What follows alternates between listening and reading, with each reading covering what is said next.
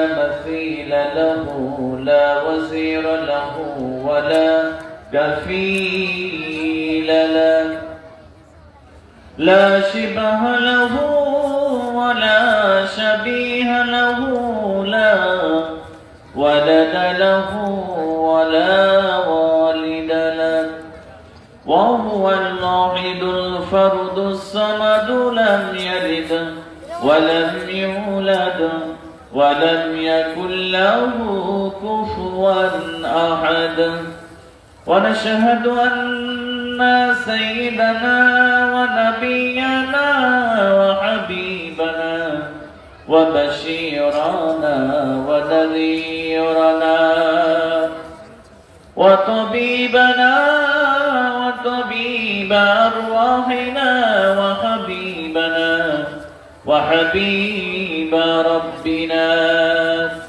محمدا عبد الله ورسوله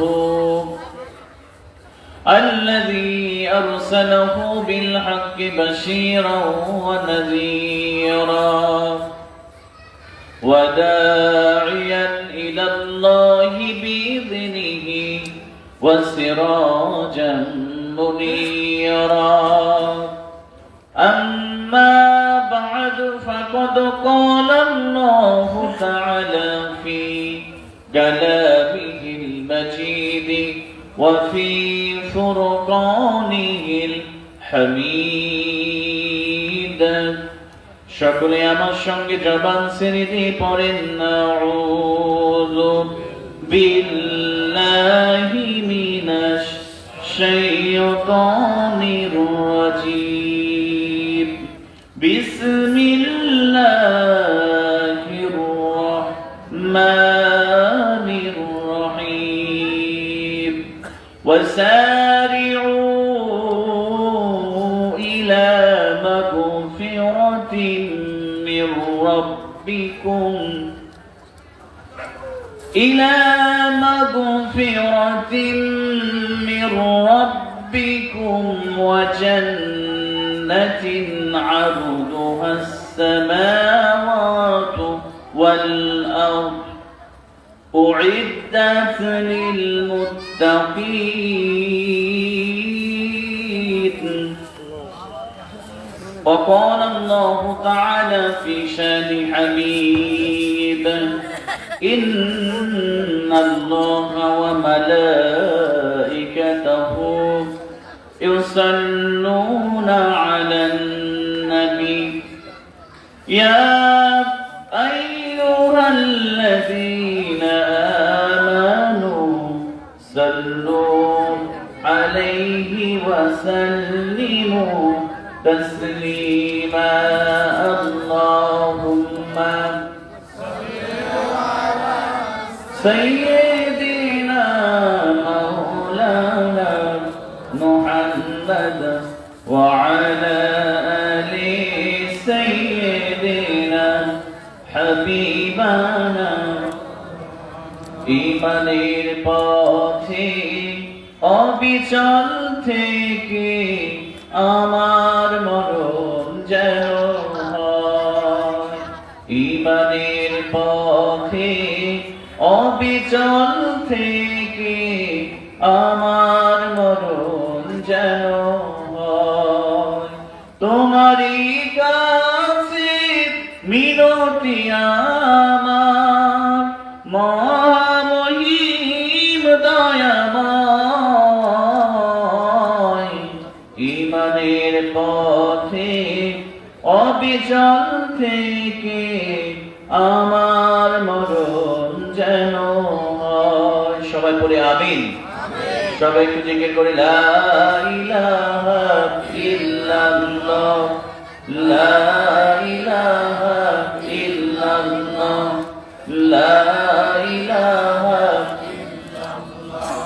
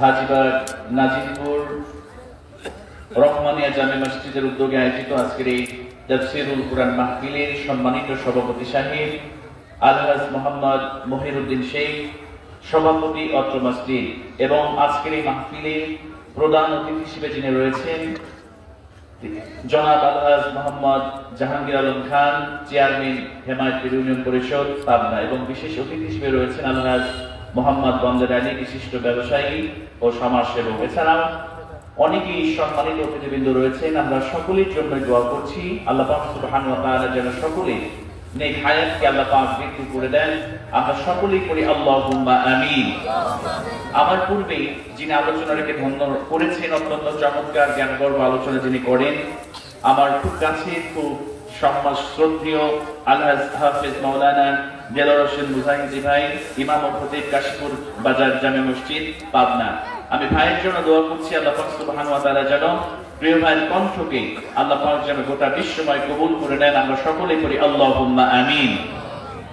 মঞ্চ প্রবিষ্ট সম্মানিত ব্যক্তিবর্গ এবং সামনে প্রবিষ্টমান সম্মানিত প্রিয় ভাইয়েরা, কলিজার টুকরা যুবক এবং তরুণ ভাইয়েরা, পর্দার অন্তরালের আবেদা সালেহা, আমার সম্মানিত মা এবং বোনেরা, সবাইকে আন্তরিক মোবারকবাদ। আবার আরেকটিবার সালাম, আসসালামু আলাইকুম ওয়া রাহমাতুল্লাহি ওয়া বারাকাতুহু।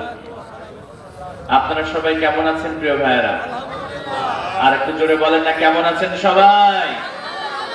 আমাদেরকে ভালো রেখেছেন কে?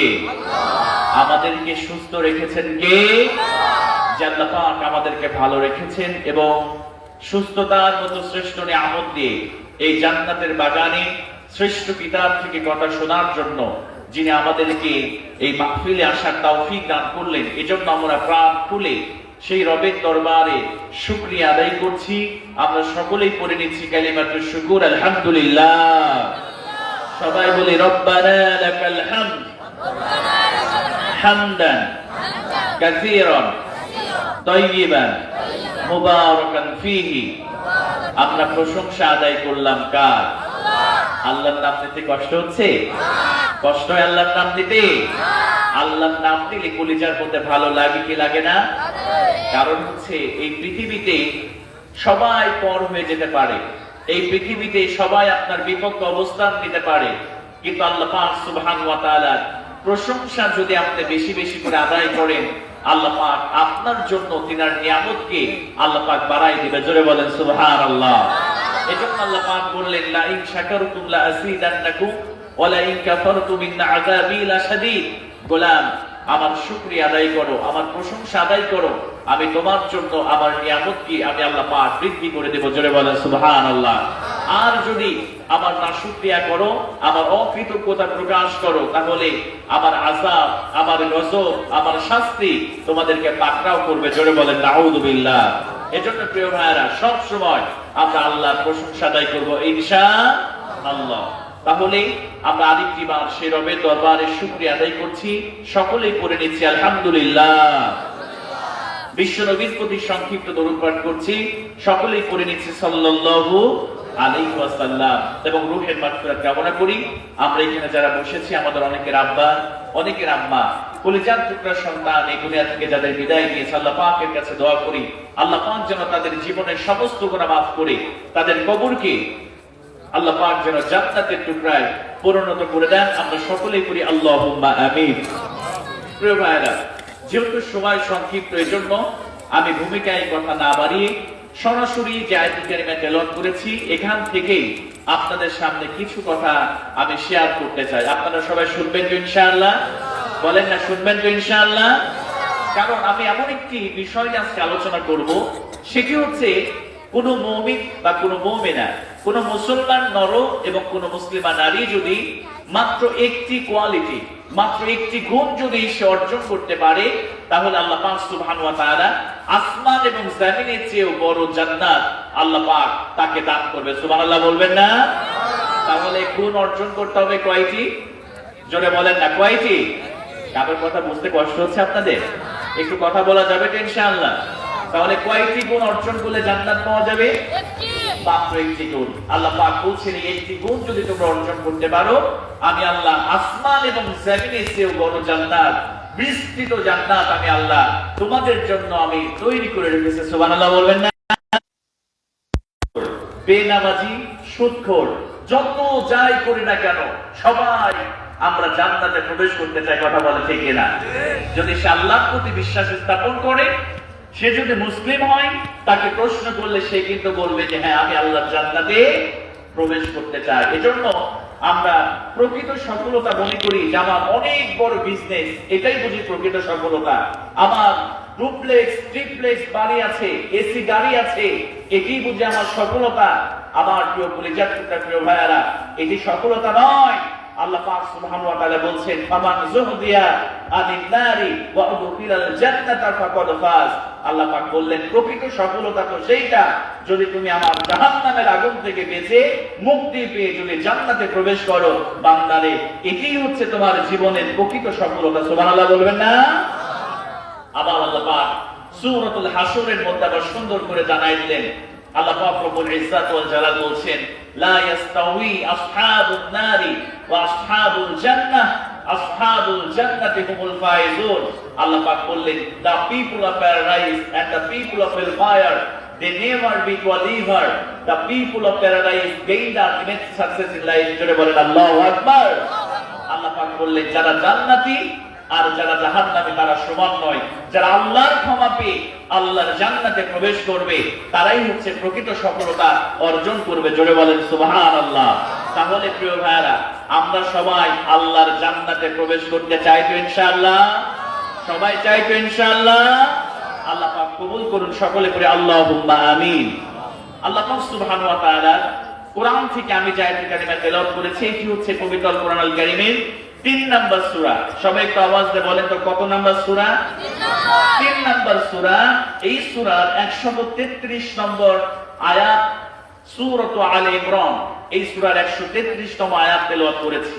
প্রিয় ভাইরা, আল্লাহ পাক এখানে এমন একটি গুণের কথা আল্লাহ পাক তার মুমিন বান্দা বান্দীদের জন্য শেয়ার করলেন যে একটি মাত্র গুণ যদি অর্জন করতে পারে, আমি আল্লাহ তাকে আসমান এবং জমিনের চেয়ে বড় জান্নাত আমি আল্লাহ তাকে দান করব। সুবহানাল্লাহ।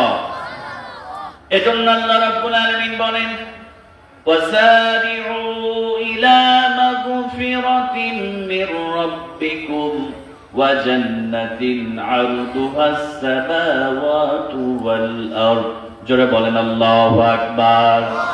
আল্লাহ রাব্বুল আলামিন বললেন, বান্দারে শোনো শোনো, ওয়াসারিউ, তোমরা দৌড়াও, তোমরা অগ্রসর হও, তোমরা অগ্রবর্তী হও, ইলা মাগফিরাতিন মির রাব্বিকুম, তোমরা তোমাদের রব আল্লাহর ক্ষমার দিকে দৌড়াও, আর সেই জান্নাতের দিকে দৌড়াও যে জান্নাতের বিশালতা আল্লাহ আসমান এবং জমিনের চাইতেও বড় বানিয়ে দিয়েছে। জোরে বলেন সুবহানাল্লাহ।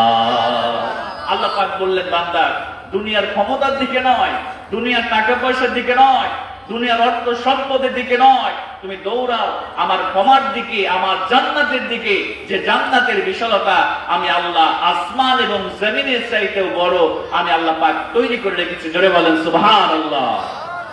আমার মুসলমান ভাইরা, আজকে আমরা দুনিয়াকে বড্ড বেশি প্রাধান্য দিয়ে ফেলছি।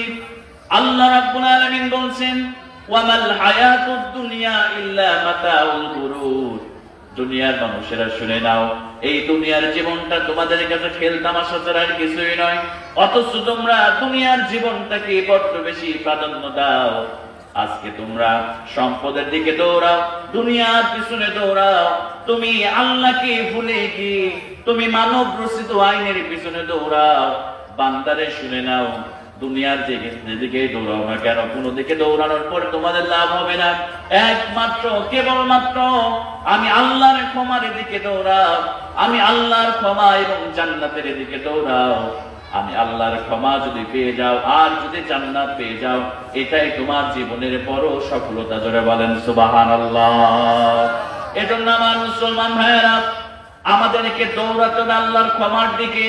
কারণ এই পৃথিবীতে আল্লাহর ক্ষমা যদি কোনো বান্দা বান্দি না পায়, আল্লাহর মাগফিরাত যদি কোনো বান্দা বান্দি না পায়, তাহলে এই পৃথিবীতে যতই আমল করি না কেন, আমরা যতই ভালো ভালো কাজ করি না কেন, যতই নামাজ পড়ি না কেন, যতই কোরআন পড়ি না কেন, ও মুসলমান ভাইরা, আমাদের আমল দিয়ে কখনোই জান্নাত পাবো না।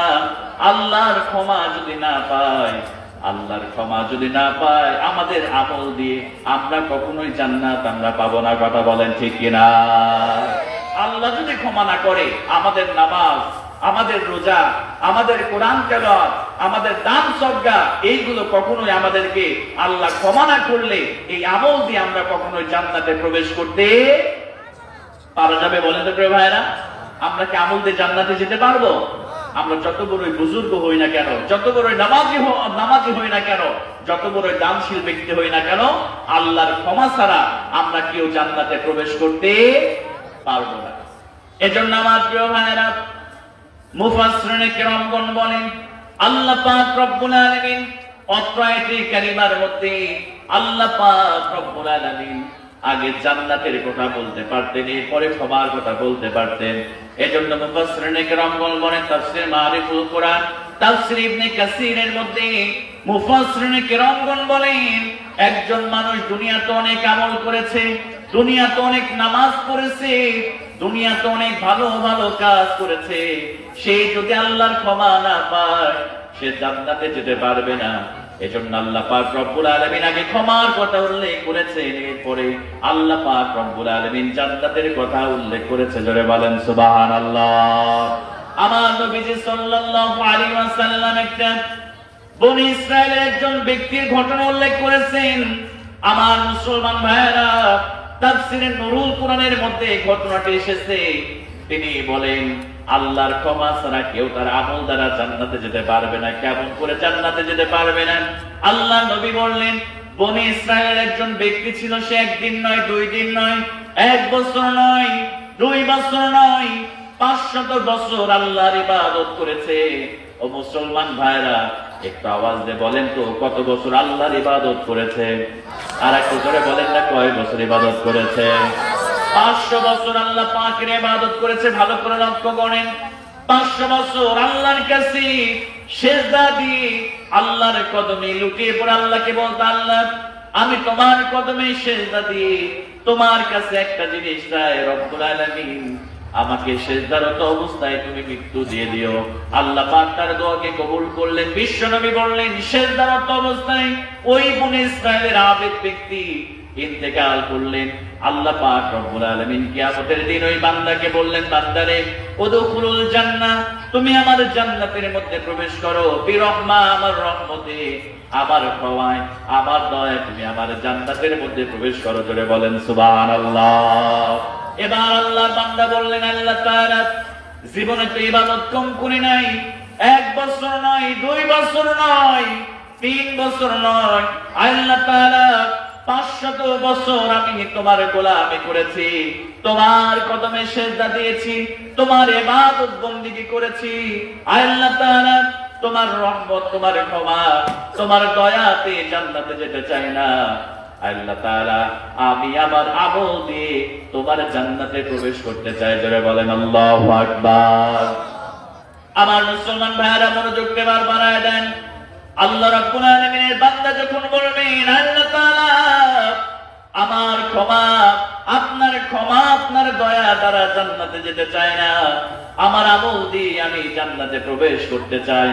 এবার আল্লাহ পাক রব্বুল আলামিন ফেরেশতাদেরকে ডাক দিয়ে বলবেন, ফেরেশতারা আমার বান্দা তার আমল দিয়ে জান্নাতে যেতে চায়, তোমরা মিজানের পাল্লা নিয়ে আসো। এবার মিজানের পাল্লা নিয়ে আসা হবে। মিজানের পাল্লার মধ্যে ওই ব্যক্তির 500 বছরের আমলগুলো এক পাল্লার মধ্যে দিয়ে দেওয়া হবে। এবার আল্লাহ পাক ফেরেশতাদেরকে অর্ডার করবেন, আমার ফেরেশতারা তোমরা বেশি বা বেশি, আমি যে তাকে যত নিয়ামত দিয়েছি তার শরীরের মধ্যে বেশি কিছু না, শুধুমাত্র 2টা চক্ষু তার অপর পাল্লায় উঠে দাও। আমার মুসলমান ভাইরা, এবার ফেরেশতারা যখন এক পাল্লায় তার আমলগুলো দিয়ে দিবে, আর এক পাল্লায় যখন চোখের নিয়ামতটা, একটা মাত্র চোখ আল্লাহ পাক রব্বুল আলামিন অপর পাল্লায় দিয়ে দিবে। এবার সঙ্গে সঙ্গে একটা চোখের নিয়ামতের তুলনায় বান্দার 500 বছরের আমলটা বরবাদ হয়ে যাবে। জোরে বলেন আল্লাহু আকবার। এবার আল্লাহ পাক রব্বুল আলামিন ওই বান্দাকে ডাক দিয়ে বলবে, বান্দারে মিজানের দিকে তাকাও, ওই মিজানের দিকে তুমি লক্ষ্য করো। এবার বান্দা যখন মিজানের দিকে তাকাবে, এবার দেখবে একটা চোখের তুলনায় তার 500 বছরের আমলটা বরবাদ হয়ে গিয়েছে, ওই পাল্লাটা ওজনটা হালকা হয়ে গিয়েছে। আল্লাহ পাক এবার বলবে, বান্দারে একটা চোখের কাছে তোমার 500 বছরের ইবাদত শেষ হয়ে গিয়েছে, আমি তো অন্যান্য অঙ্গ প্রত্যঙ্গ গুলো মিজানের পাল্লায় তুলে দিই নাই। বান্দারে তোমার আমলটা এখন শূন্য, যাও তোমাকে যখন বললাম আমার রহমত, আমার বরকত, আমার দয়ায় জান্নাতে প্রবেশ করো, বান্দারে এখন তো তোমার আমল নামায় কোনো নেকি নাই, যাও রে বান্দা যাও, এবার তুমি আবার জাহান্নামের মধ্যে তুমি নিক্ষিপ্ত হয়ে যাও। জোরে বলেন নাউযুবিল্লাহ। এবার আল্লাহ রাব্বুল আলামিন যখন এই ঘোষণা করবেন, এবার ওই বান্দা আল্লাহর কদমে সেজদা দিয়ে আল্লাহকে ডেকে ডেকে বলবে, আল্লাহ আমি আমার আমল দিয়ে জান্নাতে যেতে চাই না, আমি ভুল করে ফেলেছি, তাওবা করলাম, আল্লাহ তাআলা আমি অপরাধ করে ফেলেছি, তোমার দয়া ছাড়া, তোমার ক্ষমা ছাড়া আমি জান্নাতে যেতে পারবো না। এবার আল্লাহ পাক রব্বুল আলামিন ডাক দিয়ে বলবে, বান্দারে এবার তুমি যখন এই কথাটা স্বীকার করলে, বান্দারে যাও ক্ষমা করে দিলাম, এবার তুমি আমার জান্নাতের মধ্যে তুমি প্রবেশ করো। জোরে বলেন সুবহানাল্লাহ। এজন্য মুফাসসিরিনে কিরাম বলেন, আল্লাহ পাক রব্বুল আলামিন বলেন, ওয়াসারিউ ইলা মাগফিরাতিন মির রাব্বিকুম ওয়া জান্নাতিন আরদুহাস সামাওয়াতু ওয়াল আরদ। আল্লাহ পাক রব্বুল আলামিন এখানে আগে ক্ষমার কথা উল্লেখ করেছেন, এরপরে এবার জান্নাতের কথা উল্লেখ করেছে। এজন্য মুফাসসিরিনে কিরাম বলেন, আল্লাহ পাকের ক্ষমা যদি কোনো বান্দা, আল্লাহ পাকের ক্ষমা যদি কোনো বান্দি না পায়, সে কখনোই আল্লাহর জান্নাতে প্রবেশ করতে পারবে না। এজন্য আল্লাহ আগে ক্ষমার কথা বললেন, এরপরে আল্লাহ পাক রব্বুল আলামিন জান্নাতের কথা আয়াতে কারিমার মধ্যে বর্ণনা করে দিয়েছে। জোরে বলেন সুবহানাল্লাহ। এজন্য আমার প্রিয় ভাইরা, আল্লাহর ক্ষমার জন্য আমাদেরকে বেশি বেশি করে ইস্তেগফার করতে হবে, আল্লাহর ক্ষমার জন্য বেশি বেশি করে তাওবা করতে হবে।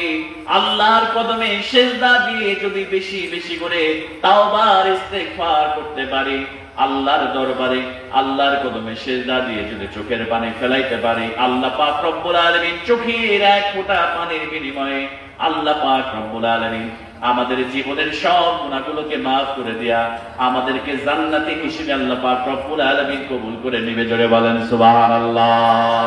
আমার মুসলমান ভাইরা, এই জায়গায় আমরা যারা বসেছি, এমন কোন ব্যক্তিকে যদি বলে, ভাই হাতটা ওঠান যে জীবনে গুনাহ করেন নাই, আমি সহ এই পৃথিবীর কোন মানুষ হাত তুলতে পারবে না, হুজুর আমি জীবনে কোনো গুনাহ করি নাই। ও আমার মুসলমান ভাইরা, আমরা সবাই গুনাহগার, আমরা আল্লাহ দরবারে সবাই কম বেশি গুনাহ করে ফেলেছি। এজন্য বেশি বেশি করে যদি ইস্তিগফার করতে পারি, বেশি বেশি করে যদি তাওবা করতে পারি, তাওবার মতো তাওবা করে যদি আল্লাহর দরবারে ফিরে আসতে পারি, আল্লাহ পাক রব্বুল আলামিন আমাদের জীবনের সব গুনাহগুলোকে আল্লাহ পাক রব্বুল আলামিন মাফ করে দিবে। জোরে বলেন সুবহানাল্লাহ। আমার মুসলমান ভাইরা, বিশ্বনবী সাল্লাল্লাহু আলাইহি ওয়াসাল্লাম জীবনে কোনোদিন গুনাহ করেন নাই, কথা বলেন ঠিক কিনা? আমার নবীজি কিয়ামত পর্যন্ত আমার নবীজির মতো শ্রেষ্ঠ মহামানব, শ্রেষ্ঠ রাসূল আর এই পৃথিবীর মধ্যে আসবে না। ও কলেজার টুকরা প্রিয় ভাইরা, ভালো করে লক্ষ্য করেন, আল্লাহ পাকের হাবিব বিশ্বনবী বলছেন, ওয়াল্লাহি ইন্নী লা আস্তাগফিরুল্লাহ ওয়া আতুবু ইলাইহি। আল্লাহ নবী বললেন, আল্লাহর নামের কসম করে আমার নবীজি বলছেন, ওয়াল্লাহি আল্লাহর কসম করে বলছি, ইন্নী লা আস্তাগফিরুল্লাহ ওয়া আতুবু ইলাইহি ফিল ইয়াউমি আকতারা মিন 70 মাররা। আল্লাহ নবী বললেন, আমি আমার গুনাহের জন্য, আমার অপরাধের জন্য আমি প্রত্যেকদিন আল্লাহর কাছে 70 বারের বেশি করে আমি আল্লাহর কাছে ইস্তেগফার করি, আল্লাহর কাছে তাওবা করে। জোরে বলেন আল্লাহু আকবার। আমার মুসলমান ভাইরা, কোন কোন বর্ণনা এসেছে আল্লাহর নবীজি সাল্লাল্লাহু আলাইহি ওয়াসাল্লাম 70 বারের বেশি, মিয়াতা মাররা 100 বার করে আল্লাহর কাছে তাওবা করে। ও মুসলমান ভাইরা, আল্লাহর নবী যদি প্রত্যেকদিন 100 বার করে তাওবা করতে পারে, 70 বারের বেশি করে তাওবা করতে পারে, আমরা যদি সকাল থেকে শুরু করে নিয়ে সন্ধ্যা পর্যন্ত যদি নেক আমলগুলো খুঁজতে থাকি, প্রিয় ভাইরা, নেক আমল খুঁজে পাবো না। আমাদের আমল নামাটা শুধু গুনাহ আর গুনাহ দিয়ে পরিপূর্ণ, কথা বলেন ঠিক কিনা? এজন্য আল্লাহ রাব্বুল আলামিনের কোন বান্দা যদি আল্লাহর কাছে তাওবাতান নাসুহা করে, আল্লাহর কাছে তাওবার মতো তাওবা করে আল্লাহর কাছে যদি ফিরে আসতে পারে, আল্লাহ পাক রব্বুল আলামিন তাকে দুইটা পুরস্কার, আল্লাহ পাক রব্বুল আলামিন তাকে দুইটা পুরস্কার দান করবে। জোরে বলেন সুবহানাল্লাহ। আল্লাহ রাব্বুল আলামিন বললেন, বান্দারে লা তাকনাতু মির রাহমাতিল্লাহ, আমার রহমত থেকে নিরাশ হও না, আমার দয়া থেকে, আমার মায়া থেকে নিরাশ হয়ে যেও না। আমি আল্লাহর 100টা ভালোবাসা, 100টা ভালোবাসার মধ্যে 99টা ভালোবাসা আমি আল্লাহ নিজের কাছে রেখে দিয়েছি।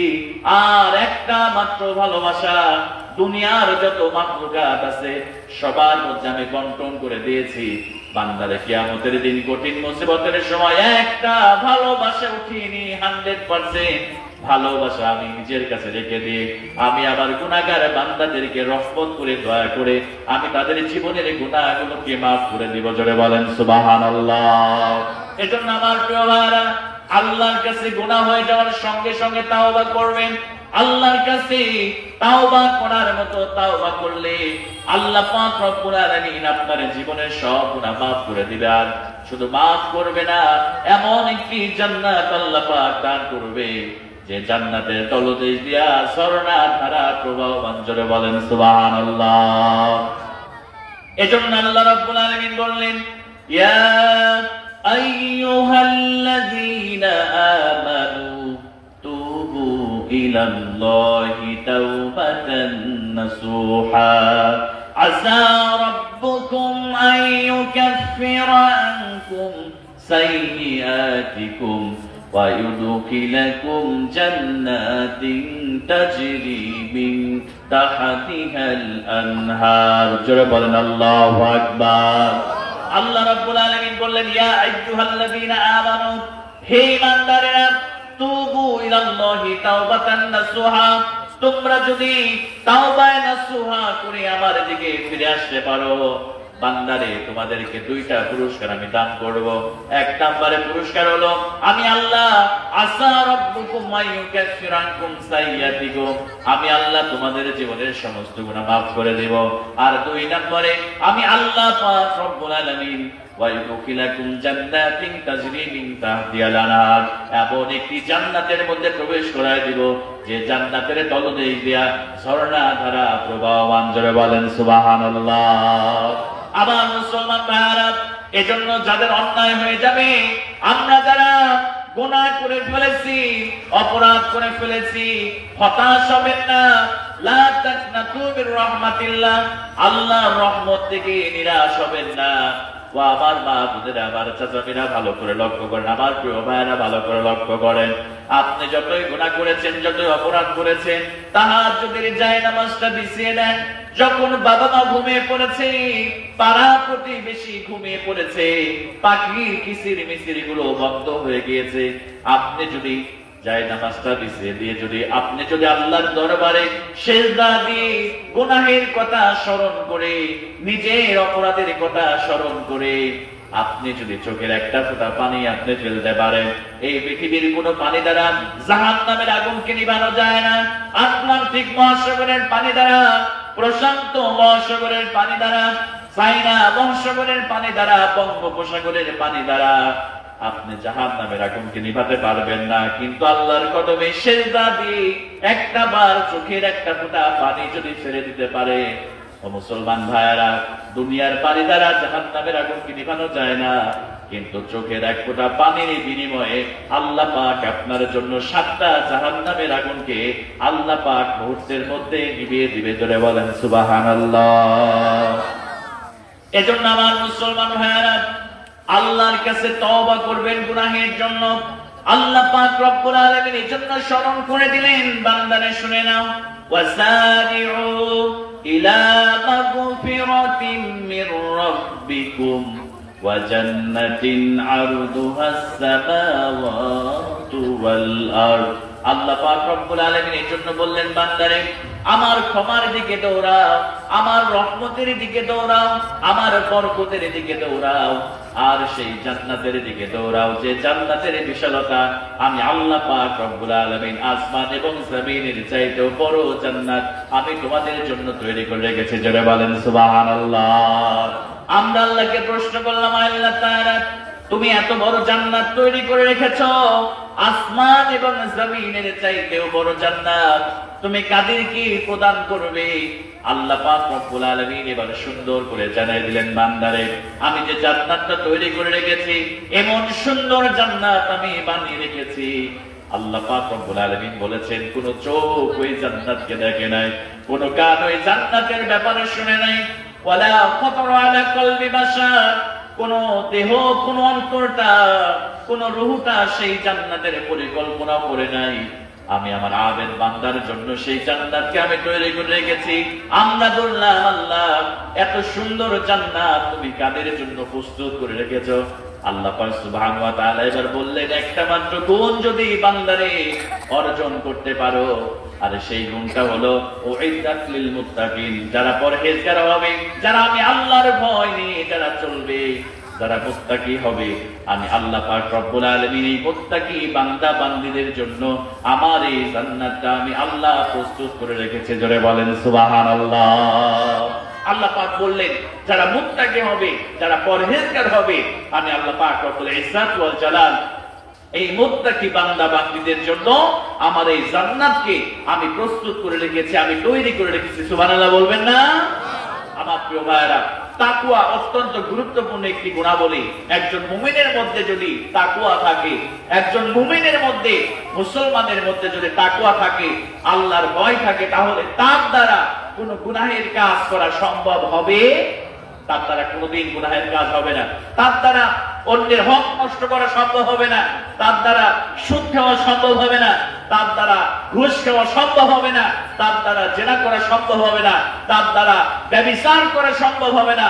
আমার প্রিয় ভাইরা, যখনই সে গুনাহ করতে যাবে, যদি আল্লাহর ভয় ভিতরে চলে আসে, তাহলে তার দ্বারা আর কোনো খারাপ কাজে জড়িত হওয়া সম্ভব নয়।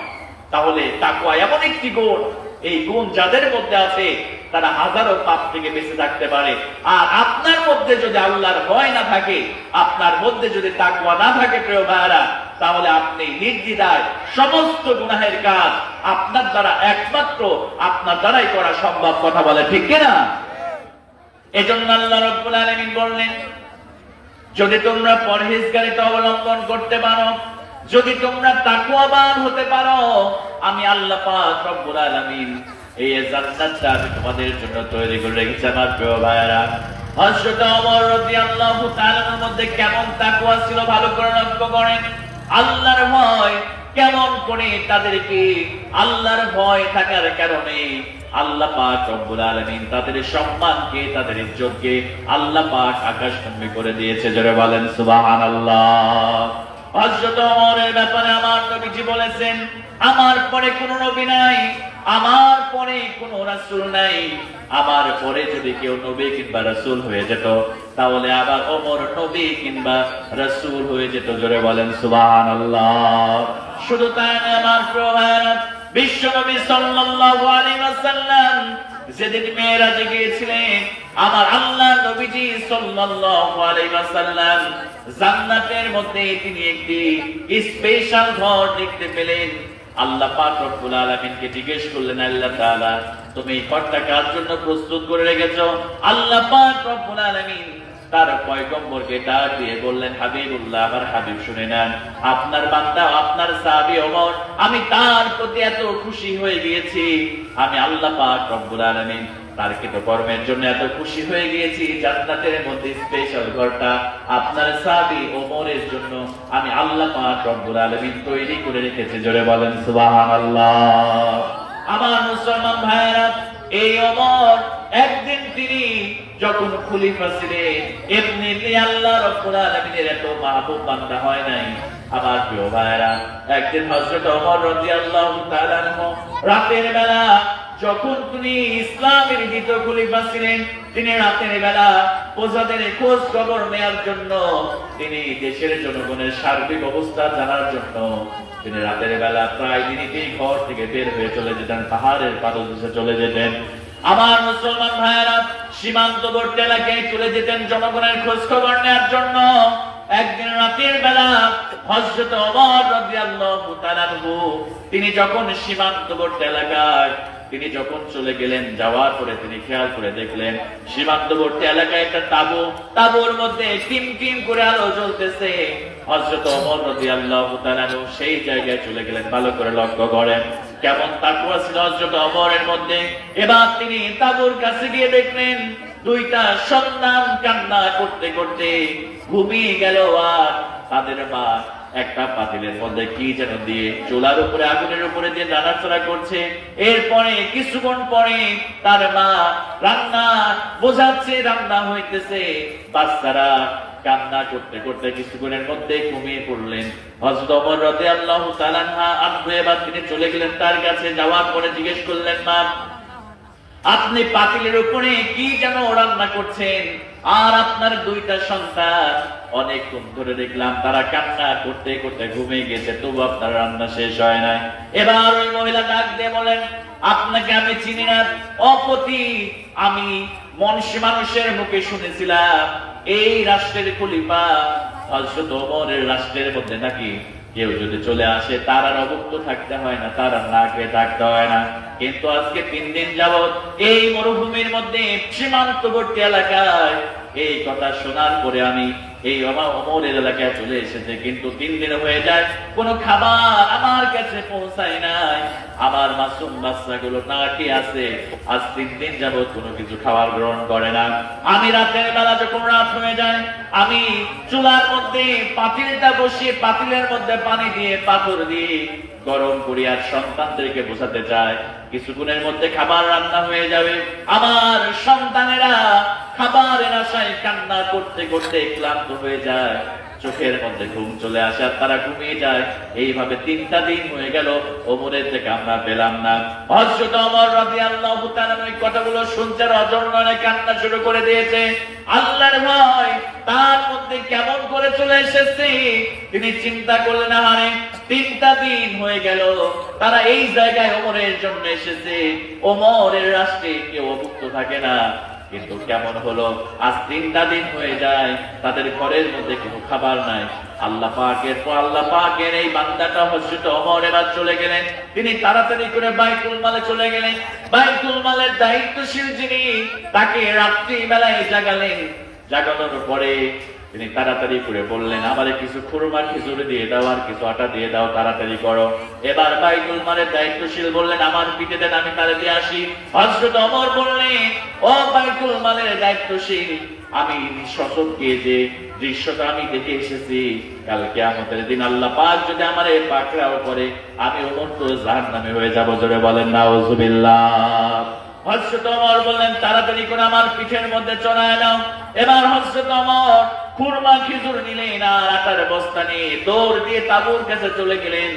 যাওয়ার পরে নিজে রুটিগুলো সুন্দর করে আটাটা সিদ্ধ করে তিনি নিজ হাতে রুটি তৈরি করলেন, খুরমা খেজুর গুলো পানি দিয়ে তিনি সুন্দর করে একটা খাবার তৈরি করলেন। 2টা সন্তানকে তিনি জাগালেন, জাগানোর পরে 2 সন্তানকে 2 কোলের উপরে বসায় নিয়ে 2টা উরুর উপরে বসায় নিয়ে হযরত ওমর রাদিয়াল্লাহু তাআলা সুন্দর করে দুজনকে রুটি দিয়ে খুরমা খেজুর গুলো মাখিয়ে 2টা সন্তানকে পেট করে খাইয়ে দিলেন, আর বললেন, এভাবে মহিলাটা এই দৃশ্য দেখার পরে বলছেন, ও প্রতীক আপনারে আমি চিনি না, এই রাষ্ট্রের প্রেসিডেন্ট যদি আপনি ওমর না হয়ে যদি আপনার মতো কেউ হতো তাহলে এই রাষ্ট্রের মধ্যে সুখ আর শান্তি দিয়ে ভরপুর আল্লাহ পাক করে দিতেন। জোরে বলেন সুবহানাল্লাহ। হযরত ওমর রাদিয়াল্লাহু তাআলা চোখ দিয়ে ঝরনায় পানি পড়ছে। এবার ওই মহিলাকে ডাক দিয়ে বলে, মা আপনার জন্য হযরত ওমরের দরবারে আপনার যাওয়ার জন্য আপনাকে আমি রিকোয়েস্ট করলাম, কাল সকালবেলা আপনি হযরত ওমরের দরবারে আপনি চলে যাবেন। আমার মুসলমান ভাইরা, এবার হযরত ওমর রাদিয়াল্লাহু তাআলার পরের দিন সকালবেলা ওই মহিলা হযরত ওমরের দরবারে চলে গেলেন। যাওয়ার পরে এবার কিছু সংগ্রামী সাহাবায়ে কেরামদেরকে বললেন, হযরত ওমরটা কোন দিকে, হযরত ওমর খলিফাতুল মুসলিম ওমরের দরবারটা কোথায়? এবার সমস্ত সাহাবায়ে কেরাম দেখায় দিলেন, সামনের দিকে আগায় যান। আমার প্রিয় ভাইরা, হযরত ওমর রাদিয়াল্লাহু তাআলা আনহু তিনি ব্যস্ত রয়েছেন, পিছন দিক থেকে যখন ওই মহিলাটা হযরত ওমরের বরাবর তিনি চলে গিয়েছেন, এবার ওমর যখন পিছনে ফিরেছে, ওই মহিলা তাকায় দেখে রাতের বেলা তিনি তার সন্তানদেরকে আটার বস্তা নিয়ে সেই খেজুর গুলো মাখিয়ে মাখিয়ে তার সন্তানদেরকে খাইয়ে দিয়েছে। তিনি হলেন হযরতে ওমর রাদিয়াল্লাহু তাআলা আনহু। জোরে বলেন সুবহানাল্লাহ। এবার ওই মহিলাটা ভয় পেয়ে গেলেন, কারণ তিনি বলেছেন আপনার মতো লোক যদি ওমর না হয় আপনার মতো কেউ হতো তাহলে দেশের মধ্যে শান্তি বিরাজ করত। আমার প্রিয় ভাইরা, এবার ওই মহিলাটা ভয় পেয়ে যখন পিছন দিক থেকে চলে যাওয়ার জন্য প্রস্তুতি গ্রহণ করেছে, হযরত ওমর রাদিয়াল্লাহু তাআলা আনহু চোখের পানি ছেড়ে দিয়ে তার কাছে সে নত স্বরে বলছে, মা আপনি আমারে ক্ষমা করে দেন, আপনি যদি আমারে মাফ না করেন আমার আল্লাহ পাক রব্বুল আলামিন আমারে মাফ করবে না। কারণ 3 দিন যাবত আপনার ঘরে কোনো খাবার নাই, আমি ওমর পেট ভরে খেয়েছি, আমি ওমর সুন্দর করে সন্তানদের সঙ্গে আমি রাত কাটিয়েছি, এজন্য আপনাকে কষ্ট দেওয়ার জন্য আপনি আমারে মাফ করে দেন। আপনি যদি মাফ না করেন তাহলে কাল কিয়ামতের দিন কঠিন মুসিবতের সময় আল্লাহ পাকের কাঠগড়ায় আমার ওমরকে দাঁড়াতে হবে, আর আমি ওমর ওই জাহান্নামের বাসিন্দা হয়ে যাব। আপনি আমারে মাফ করে দেন মা, আপনি আমারে ক্ষমা করে দেন। জোরে বলেন সুবহানাল্লাহ। আমার মুসলমান ভাইরা, এইভাবে যদি আল্লাহর ভয় আমাদের মধ্যে তৈরি হয়ে যায়, আমাদের দেশের সম্পদগুলো যারা ক্ষমতায় আসবে, দেশের সম্পদ জনগণের সম্পদগুলো তারা লুটে পুটে খেতে পারবে না। কথা বলেন ঠিক কিনা? আমার মুসলমান ভাইরা, এজন্য আল্লাহর ভয় যদি অন্তরের মধ্যে চলে আসে, আল্লাহর তাকওয়া পরহেজগারিতা যদি আপনার মধ্যে চলে আসে, তাহলে আমার প্রিয় ভাইরা আল্লাহ পাকের ভয় যদি আমাদের অন্তরের মধ্যে চলে আসে, আল্লাহ পাক রব্বুল আলামিন ওয়াদা করেছেন, প্রতিশ্রুতি দিচ্ছেন, আমি আল্লাহ আসমান এবং জমিনের চাইতে বড় জান্নাত উইদ্দাত লিল মুত্তাকিন, আমি আমার মুত্তাকি বান্দা বান্দীদের জন্য আমি আল্লাহ পাক রব্বুল আলামিন তৈরি করেছে জান্নাত। জোরে বলেন সুবহানাল্লাহ। এজন্য আমার প্রিয় ভাইরা আমাদেরকে তাকওয়ার গুণ অবলম্বন করতে হবে। আল্লাহর জান্নাত যদি পেতে চায়, আল্লাহ পাকের ক্ষমা যদি পেতে চায়, আসমান এবং জমিনের চাইতেও বড় জান্নাত যদি পেতে চায়, তাহলে একটা মাত্র গুণ অর্জন করবেন। তাকওয়া যদি অর্জন করতে পারেন, পরহেজগারিতা যদি অবলম্বন করতে পারেন, আল্লাহ পাক রব্বুল আলামিন আপনাকে জান্নাত দিয়ে ধন্য করে দিবে। জোরে বলেন সুবহানাল্লাহ। এজন্য আমার প্রিয় ভাইরা, আসুন আমরা এই গুণাবলীকে অর্জন করার চেষ্টা করব। আমার মায়েরা, এই গুণাবলীকে অর্জন করবেন আল্লাহর ভয় নিয়ে। মাত্র 4টা ইবাদত আপনারা করবেন আমার মায়েরা, আল্লাহ পাক রব্বুল আলামিন আপনাকে জান্নাতের 8টি দরজা আল্লাহ পাক কিয়ামতের দিন খুলে দিবে। জোরে বলেন সুবহানাল্লাহ। বিশ্বনবী বললেন, আল মারাতু ইযা সাল্লাত খামসাহা। আমার মায়েরা, 1 নম্বরে বিশ্বনবী বললেন 5 ওয়াক্ত নামাজ আমার মায়েরা ছেড়ে দিবেন না, 5 ওয়াক্ত নামাজ পড়বেন। ওয়া সামাত শাহরাহা, রমজান মাসে রোজা করবেন। 3 নম্বরে ওয়াসনাত ফারজা, লজ্জা স্থানের হেফাজত করবেন, পর্দা করবেন। ওয়া তাআলা, স্বামীর মেহরানুগত করবেন। এই 4টা আমল যদি কোনো মা বোন করতে পারে, ফালতাদুকুল মিন আইয়াবিল জান্নাতি শাদ। আল্লাহ পাক রব্বুল আলামিন সুন্দর করে আল্লাহ নবীজি সাল্লাল্লাহু আলাইহি ওয়াসাল্লাম বললেন, কিয়ামতের দিন ওই মায়ের জন্য, ওই বোনের জন্য আল্লাহ পাক রব্বুল আলামিন জান্নাতের 8টি দরজা খুলে দিবে, আর যে কোনো একটি দরজা দিয়ে ওই মা বোন জান্নাতের মধ্যে প্রবেশ করবে। জোরে বলেন সুবহানাল্লাহ। তাহলে মায়েরা যারা আসছেন তারা যদি 4টা আমল করতে পারেন, 1 নম্বরে নামাজ, 2 নম্বরে রোজা, 3 নম্বরে পর্দা, আর 4 নম্বরে যদি স্বামীর ন্যায় আনুগত্য করতে পারেন, আল্লাহ পাক সুবহানাহু ওয়া তাআলা আপনার জন্য জান্নাতের 8টি দরজা খুলে দিবে। যে কোনো একটি দরজা দিয়ে আপনি জান্নাতে প্রবেশ করবেন। জোরে বলেন সুবহানাল্লাহ। এজন্য আমার প্রিয় ভাইরা, আমরা অনেক কথা শুনলাম। আল্লাহর জান্নাত যদি পেতে চায়, আমার প্রিয় ভাইরা, আল্লাহ পাকের ক্ষমা যদি পেতে চায়, আমাদেরকে অবশ্যই মুত্তাকি হতে হবে, তাকওয়াবান হতে হবে। আমার প্রিয় ভাইরা, হযরতে বিলাল রাদিয়াল্লাহু তাআলা আনহু, ও আমার প্রিয় ভাইরা, আপনাকে বেশি বেশি করে হযরতে বিলাল রাদিয়াল্লাহু তাআলা আনহুর সম্পদ ছিল না, টাকা পয়সা ছিল না, কিন্তু তার বুক ভর্তি আল্লাহ পাকের ভয় ছিল, কলিজা ভর্তি তাকওয়া ছিল। এজন্য হযরত বেলালকে আল্লাহ পাক রব্বুল আলামিন এত সম্মানিত করেছেন। আল্লাহর নবীজি হযরত বেলালকে জান্নাতি বলে, আল্লাহ পাকের হাবিব বিশ্ব নবী হযরত বেলালকে জান্নাতি বেলাল বলে ঘোষণা দিয়েছে। যারা বলেন সুবহানাল্লাহ। হযরত বেলালকে আল্লাহ রাসূল মাঝে মাঝে ডেকে ডেকে বলতেন, আনফিকে ইয়া বেলাল, হে বেলাল, তোমার ঘর নাই, তোমার বাড়ি নাই, তোমার টাকা পয়সা কিছুই নাই। হযরত বেলালকে ডাক দিয়ে আমার নবীজি মাঝে মাঝে বলতেন, বেলাল রে, আল্লাহর রাস্তায় দান করো, আল্লাহর রাস্তায় খরচ করো। যদি আল্লাহর রাস্তায় খরচ করো, আল্লাহ পাক রব্বুল আলামিন তোমাকে অবশ্যই আল্লাহ পাক বাড়ায় দিবে। যারা বলেন সুবহানাল্লাহ। এজন্য আমার প্রিয় ভাইরা, বেশি বেশি করে আল্লাহর রাস্তায় খরচ করবেন। আল্লাহ নবী বললেন, এই পৃথিবীর মধ্যে যারা একটি মসজিদ নির্মাণ করবে, আল্লাহ পাক রব্বুল আলামিন তাদেরকে জান্নাতের মধ্যে একটা বালাখানা আল্লাহ পাক রব্বুল আলামিন তাদেরকে উপহার দিয়ে দিবে। আবার মা এবং বোনেরা যারা এসেছেন, বেশি বেশি করে দান করবেন। আমার নবীজি সাল্লাল্লাহু আলাইহি ওয়াসাল্লাম বলেন, আল্লাহ নবীজি মেরাজ থেকে আসার পরে একদিন তিনি রাস্তা দিয়ে অতিক্রম করার সময় একদল নারীদের পাশ দিয়ে আল্লাহ নবীজি গমন করতেছিলেন। আমার মায়েরা ভালো করে লক্ষ্য করেন, আল্লাহ নবীজি ওই সমস্ত নারীদেরকে উদ্দেশ্য করে বললেন, ইয়া মাশারান নিসা তাসাদ্দাকনা, হে নারী সম্প্রদায়, তোমরা বেশি বেশি করে দান করো। কারণ আমি যখন জাহান্নামের মধ্যে দেখলাম, মেরাজে গিয়ে জাহান্নামের মধ্যে অধিকাংশ আমি নারীদেরকে দেখতে পেয়েছি। যারা বলেন নাউজুবিল্লাহ। আমার নবীজি বললেন, দুইটা কারণে তোমরা বেশি বেশি জাহান্নামে হয়ে যাবে। এক নাম্বার কারণ হলো তোমরা স্বামীর অকৃতজ্ঞতা বেশি প্রকাশ করো, আর দুই নম্বরের কারণ হলো তোমরা বেশি বেশি করে অভিশাপ দাও। এই দুইটা কারণে তোমরা অধিকাংশ জাহান্নামের মধ্যে পতিত হয়ে যাবা, তোমরা জাহান্নামের মধ্যে নিক্ষিপ্ত হয়ে যাবা। এজন্য হে নারী সম্প্রদায়, তোমরা বেশি বেশি করে দান করো। বেশি বেশি করে দান করলে ওই জাহান্নামের আগুন থেকে আল্লাহ পাক একটু সময় কষ্ট দিব। আমার প্রিয় ভাইরা, কিছুক্ষণের মধ্যেই প্রধান আলোচক চলে আসবেন। আমার প্রিয় ভাইরা, অল্প সময়ের মধ্যে যে মসজিদের উদ্যোগে যে মাহফিলটাকে আয়োজন করা হয়েছে, আমার প্রিয় ভাইরা, এখানে থেকে এমন কোন ব্যক্তি আছেন কিনা, খুব বেশি বলছি না, আব্বা ইন্তেকাল করেছে, সর্বপ্রথম একজন ব্যক্তি ৫,০০০ টাকায় মসজিদের জন্য আপনারা দান করবেন। আমি সবার জন্য, আপনার বাবা মা যারা ইন্তেকাল করেছে, আমি দোয়া করবো ইনশাআল্লাহ। সবাই দোয়া মিলে যদি দোয়া করে আল্লাহ পাক যদি কবুল করে নেন, আপনার বাবা মার কবরটা জান্নাতের টুকরায় পরিণত হয়ে যাবে ইনশাআল্লাহ। লিল্লাহি তাকবীর। আল কোরআনের আলো, আল হাদিসের আলো, লিল্লাহি তাকবীর।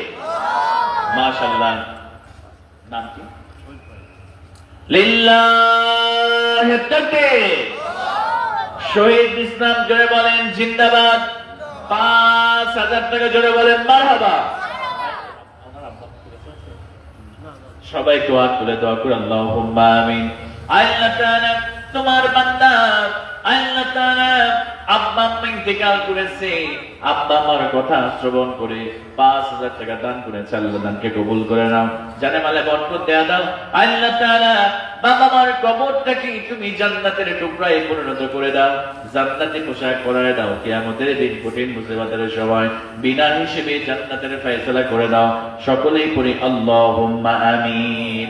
একটু দ্রুত আসবেন প্রিয় ভাইরা। ৫,০০০, ২,০০০, ১,০০০ করে যে যা পারবেন ইনশাআল্লাহ দিয়ে যাবেন। সবার জন্য দোয়া করবো। আমার মায়েরা, আপনারা যারা আপনারা এসেছেন, অনেকের মা নাই, অনেকের বাবা নাই। আমার করে যাত্রীরা মা বোনেরা, ওই বাবা মা রুহের মাগফিরাতের জন্য আপনারা কম বেশি হোক যে যা পারেন ইনশাআল্লাহ আপনারা দান করবেন। সকলের জন্য দোয়া করা হবে ইনশাআল্লাহ। আসুন না প্রিয় ভাইরা, একটু দ্রুত আসেন ইনশাআল্লাহ, একটু দ্রুত আসেন। আমরা অল্প কিছু সময় কষ্ট দিব, অল্প কিছু সময়ের মধ্যেই আমাদের প্রধান বক্তা চলে আসবেন, প্রধান মেহমান চলে আসবেন। নাম কি?